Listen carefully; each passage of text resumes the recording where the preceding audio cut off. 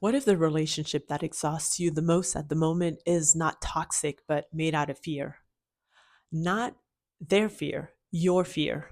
Fear of losing them, fear of their reaction, fear of living life without them.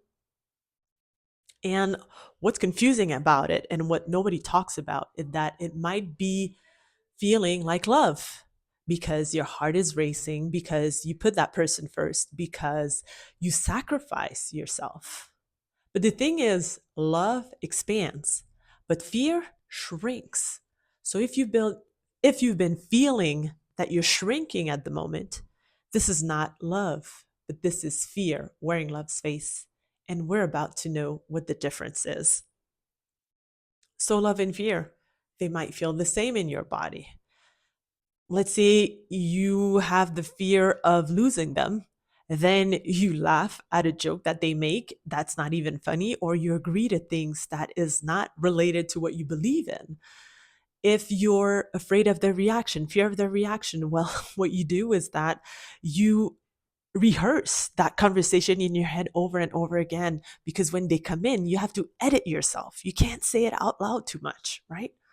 Or if you're afraid of losing them, fear of being alone. So you stay in a relationship that you feel is not fulfilling to you anymore because you don't want to be alone.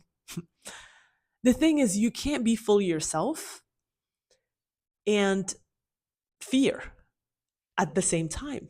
That cannot coexist at all because the real you is going to go underground, is going to go at the bottom of the list. And think about this. When was the last time you spoke to someone generally, especially if you think about one of these relationships and not have to edit yourself before having that conversation?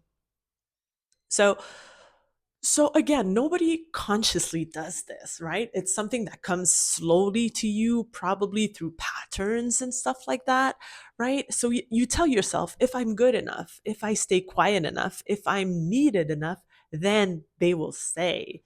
And in that sense, you might, let's say, feel that person coming out the door, and automatically your body shifts, your attitude changes, your behavior changes because you're adjusting to that person's presence instead of being fully yourself, right?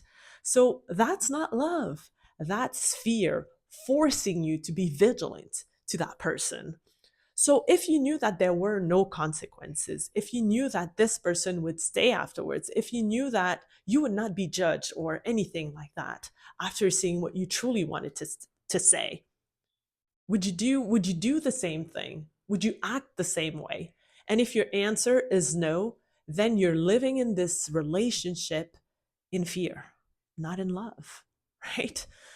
So let me know in the comments below. Drop a heart below in the comments if you are having one of these relationships in your life, because I want to know that I'm not alone talking about this and I'm not alone that have experienced this. You know what? Like when you are experiencing real love, it doesn't require you to put your needs aside, right? It doesn't punish you to put your needs aside. It doesn't ask you to betray yourself to keep that love. Love that comes from strength is actually allowing you to have these hard conversations, to say things that might be tough, and you not doubting that the relationship will survive to it because you know it's strong, because you know it's based out of trust, because it's not out of fear, and because you feel safe in that relationship. Plus, most of the time, it brings you closer to that person and it builds that bond stronger into that relationship.